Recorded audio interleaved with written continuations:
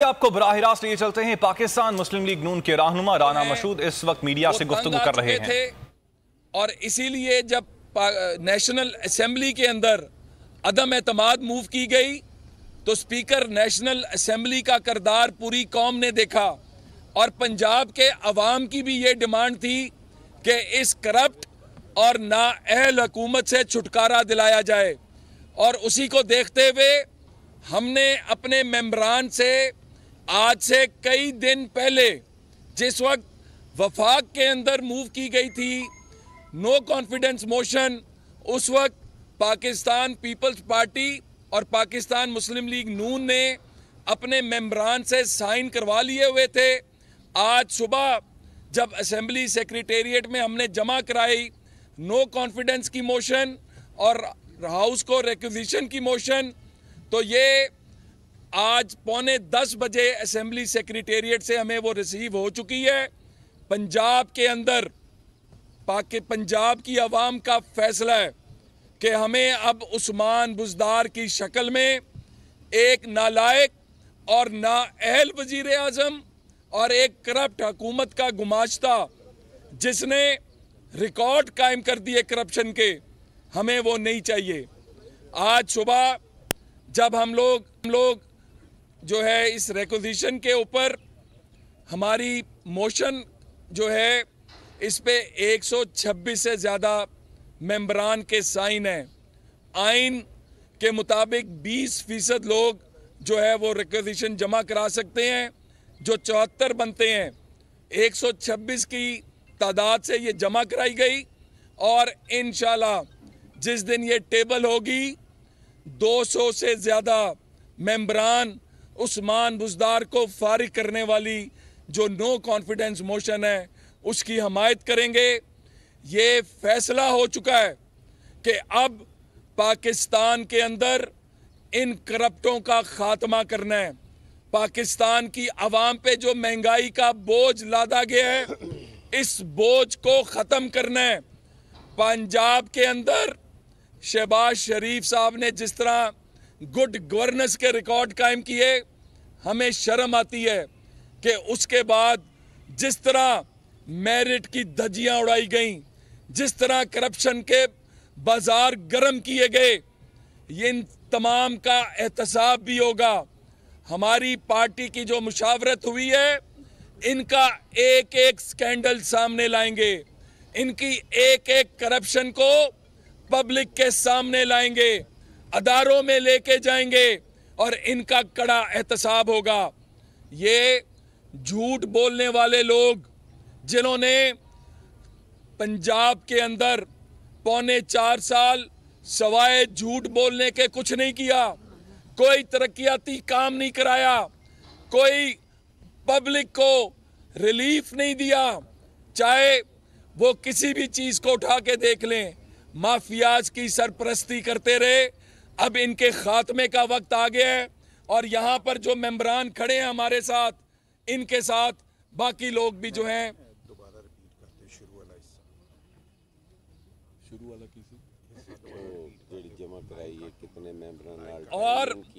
और ये आज सुबह हमने जो है साइन तो सबके हैं जिस तरह मैंने बताया, लेकिन ये मेंबरान जो सामने खड़े हैं आपके, इन सब ने मिलके ये रेजोल्यूशन भी और ये रिक्विजिशन भी और मोशन भी, मैं फिर बता दूं कि 125 से ऊपर हमारे मेंबरान हैं पीपल्स पार्टी और PMLN के, जिन्होंने मिलकर ये मोशन जमा कराई है और असेंबली की रिक्विजिशन के लिए इजलास की, वो भी 115 से ऊपर मेंबर्स हैं पीपल्स पार्टी और PMLN के जिन्होंने दी है। और स्पीकर साहब आइन के मुताबिक इनमें इजलास बुलाने के पाबंद हैं। ये इजलास इंशाल्लाह अप्रैल के महीने में बसात ऊपर भी, वफाक में भी, पंजाब में भी, और इसके बाद इन लोगों के खिलाफ जिस तरह पार्टी ने फैसला किया है, स्पीकर नेशनल असेंबली चाहे चेयरमैन सेनेट, इन तमाम के खिलाफ भी जो है नो कॉन्फिडेंस आएगी। और मैं ये सिर्फ आपको फिर बावर कराना चाहता हूँ कि ये जो तारीखी महंगाई, तारीखी करप्शन के खिलाफ ये तमाम पार्टीज का फैसला है। हम पंजाब की आवाम के साथ खड़े हैं। हम पंजाब के आवाम के जज्बात की तर्जुमानी करते हैं और उन जज्बात की तर्जुमानी करते हुए आपने देख लिया कि लॉन्ग मार्च का काफिला जिस तरह उसकी पजीराई हो रही है और आज पाकिस्तान की तारीख का सबसे बड़ा इज्तिमा इस करप्ट और जालिम हुकूमत के खिलाफ होगा। मैं अब हसन मुर्तजा साहब से कहूंगा कि वो भी बात कर लें। आइए जी। बहुत शुक्रिया जी। राना साहब बड़ी तफसील के साथ उन्होंने बताया कि हमें रिक्विजिशन के लिए कितने मेंबर्स दरकार थे और कितने मेंबर्स ने साइन किए, और इसी तरह नो कॉन्फिडेंस की जो मोशन है उसके लिए कितने मेंबर्स चाहिए थे। वो सारी उन्होंने आपको तफसील शेयर की और उन्होंने सियाको सबाक के साथ बात करते हुए मैं समझता हूँ कि हमारा ये जो नो कॉन्फिडेंस है ये कोई महज नो कॉन्फिडेंस नहीं है, या ये किसी का हाथ हमारे सर पे नहीं है तो ये नो कॉन्फिडेंस हमने मूव नहीं किया। ये पाकिस्तान की तारीख़ का पहला नो कॉन्फिडेंस है जिसमें हमें अवामी ताईद हासिल है। आप देखें, चेयरमैन बिलावल भुट्टो की क़यादत में एक लॉन्ग मार्च कराची से शुरू हुआ, मज़ार कायद से, और इस्लामाबाद तक आया, जो 8-10 दिन तक रास्ते में लोग रुके भी, सफ़र भी करते रहे और बिलाखिर अपनी मंजिल पर पहुँचे। उसके बाद मौलाना साहब ने भी उसी अवामी ताईद को हासिल करने के लिए अपना लॉन्ग मार्च स्टार्ट किया, और फिर मरियम बीबी और हमजा शहबाज शरीफ साहब ने भी वही लॉन्ग मार्च अवामी ताईद के साथ अपने सफ़र पे हैं, और इंशाअल्लाह ताला वो आज वो भी पहुंच जाएंगे और वहाँ अवामी इज्तिमा से खिताब भी करेंगे। तो मैं ये समझता हूँ कि ये वाहिद नो कॉन्फिडेंस है जो अवामी ताईद के साथ अपोजिशन लाई है, और इंशाअल्लाह ताला ये भरपूर तरीके से कामयाब भी होगा और एक तारीख़ी शिकस्त इस फाशिस्ट हुकूमत को, इस फाशिस्ट वज़ीर आज़म को होगी, इस वज़ीर आला को होगी। इन्होंने मुआशी तौर पर तो इस मुल्क को दिवालिया किया ही है, इन्होंने लोगों को महंगाई की चक्की में तो पीसा ही है, इन्होंने इखलाकी तौर पर भी हमारी इक़दार को इतना नुकसान पहुंचाया है कि ये माफ़ी के काबिल नहीं है। अगर आप कल की ज़बान सुने जो जलसे के अंदर वज़ीर आज़म बोल रहे थे, उससे ऐसे लगता था कि ये किसी कौम यूथ का पिटा हुआ मोरा तो हो सकता है, ये इस मुल्क का वज़ीर आज़म नहीं हो सकता।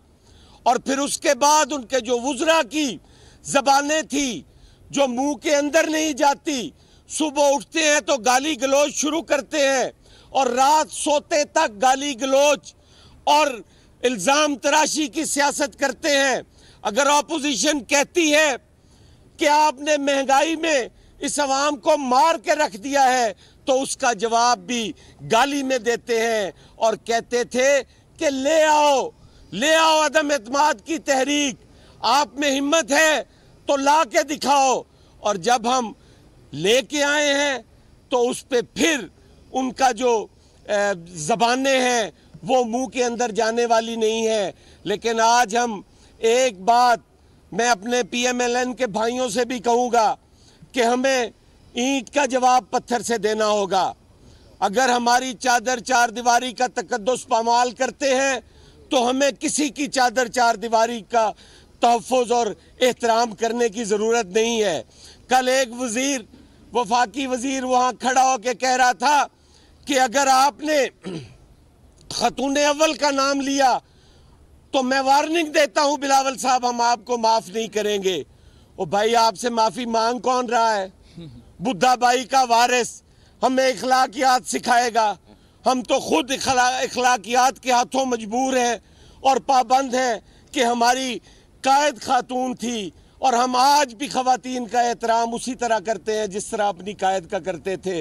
लेकिन तुम भी तो अपने गिरेबान में झांक कर देखो, जो सुबह उठते हो तो लोगों की पगड़ियाँ उछालना शुरू करते हो, लोगों के ऊपर कीचड़ उछालना शुरू करते हो, जब साबिक वजीर आजम को मुखातिब करते हो तो डाकू और चोर करके मुखातिब करते हो। क्या तुम्हें शर्म नहीं आती? तुम्हें उस कुर्सी का एहतराम तो होना चाहिए। तुमने ना उस चेयर का एहतराम छोड़ा है, ना तुमने सियासी कायदीन का एहतराम छोड़ा है। आज पाकिस्तान पीपल्स पार्टी आपको बबांगे दोहल ये मैसेज देना चाहती है कि आज के बाद अगर किसी की पगड़ी उछालने की कोशिश की तो फिर हमसे ना कोई पगड़ी महफूज होगी, ना कोई दुपट्टा महफूज होगा।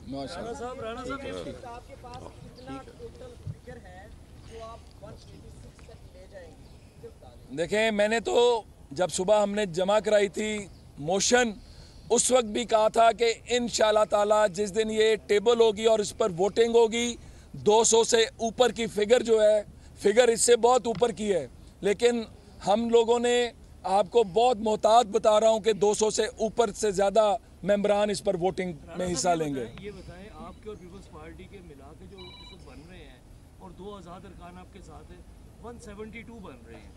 166 आपके हैं, जिनमें से 6 जलील शरीफपुरी के साथ खड़े हैं, 7 इनके साथ है और 2 आज़ाद है। कितने पीटीआई के लोग आपके साथ खड़े हैं? और पीएमएल-क्यू जो है उसकी किस वक्त कमिटमेंट है? क्या पीएमएल-क्यू जिस वक्त टेबल होगी उस वक्त आपके साथ आएगी या फौरी तौर पे पीएमएल-क्यू के आने का कोई चांस? और पीटीआई के कितने लोग आपको वोट करेंगे? ये हमारे सोचने की बात है, आपके परेशान होने की बात नहीं है। जिस दिन वोटिंग होगी उस दिन 200 से ऊपर का नंबर होगा, चाहे उसमें पीएमएल-क्यू हो, चाहे उसमें आज़ाद हो, चाहे उसके अंदर पीटीआई हो। परेशान ना हो, इंशाल्लाह बुज़दार का और इमरान का जाना ठहर चुका है। इधर से बारी बारी। राणा साहब ये फरमाएं कि पंजाब के अंदर एक बहुत ज़्यादा जिस चीज़ पर नज़र थी वो ये थी कि पीएमएलएन और पीएमएल-क्यू ये किस तरह से आगे चल सकेगी। बहुत सी रिजर्वेशंस थी कि अगर परवेज़ इलाही साहब को चीफ मिनिस्टर बना दिया गया तो मुस्लिम लीग नून डैमेज होगी। क्या अब ये आपके खदशात तहफ़्फ़ुज़ात ख़त्म हो चुके हैं? देखें, माजी को उठा के देख लें, जिस जमात को जनरल मुशर्रफ ख़त्म नहीं कर सका, जिसको माजी में चलने वाली तमाम साजिशें ख़त्म नहीं कर सकी, ये पार्टी क़यादत ने और ये पाकिस्तान के मुफाद में, चाहे वो कोई भी जमात है, आज अगर कोई सोच रहा है, आज अगर कोई इस हुकूमत के ख़ात्मे का सोच रहा है और नए इत्तेहादों का सोच रहा है, तो वो इनका रवैया देख के सोच रहा है, इनका किरदार देख के सोच रहा है। तो इंशाल्लाह ताला ये पार्टी के जो बड़े हैं, चाहे वो किसी भी जमात के हैं, पीडीएम के अंदर मौजूद और पीडीएम से बाहर की जमातें, इनकी मुशावरत से फैसले हो चुके हैं। आइंदा चंद दिनों में आपको उन पर अमल होता नजर आएगा।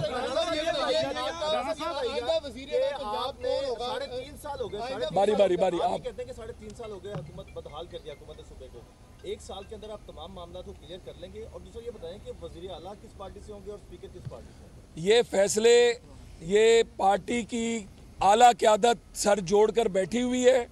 कुछ फैसले हो चुके हैं जो वक्त आने पर आवाम के सामने आएंगे, सबके सामने आएंगे और पीडीएम के प्लेटफॉर्म से सामने आएंगे, नंबर 1।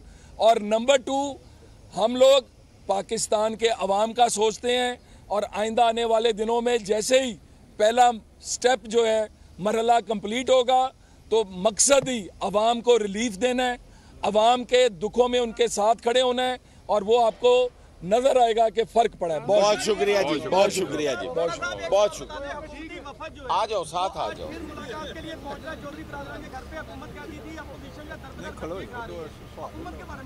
मेरा भी क्वेश्चन ऐड कर लें कि बसात